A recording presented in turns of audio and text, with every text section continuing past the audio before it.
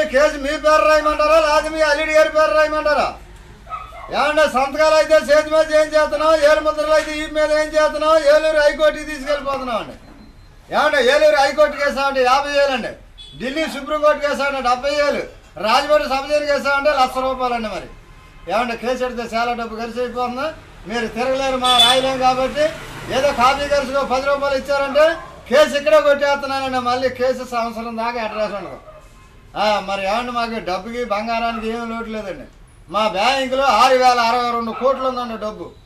ఏమన్నా మా బ్యాంకులో 6,062 కోట్లు ఉందండి. ఏమన్నా బస్సుల మీద రైలు మీద అయితే దొంగలు దోసేస్తున్నారు, పేనానికి అపాయం వచ్చేస్తున్నారు, దోమ తోక మీద మనాటర్ చేస్తున్నానండి.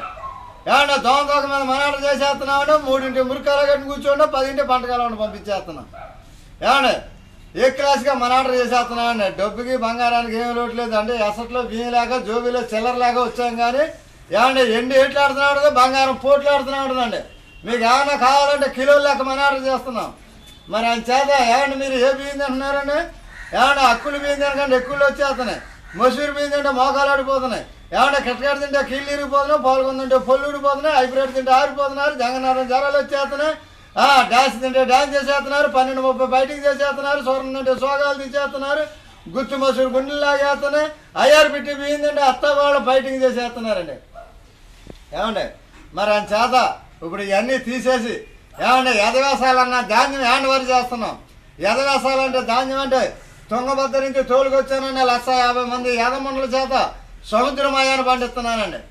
ఏమంటే దానికి అమానా కానీ, ఊరియా కానీ, నైట్రేట్ కానీ, కోర్మెంట్ కానీ, డిమిక్రాన్ కానీ, నోవాన్ కానీ, ఎక్లాస్ కానీ, శాన్ పౌడర్ కానీ, గమ్మేసన్ కానీ, పాల్డాన్ కానీ, ఇనోసాన్ కానీ, డీడీ పౌడర్ కానీ, బాబిస్టాన్ పౌడర్ కానీ ఇటువంటి ఏమి వేయకోమంట ఎరువులు లేని పంట అండి అది.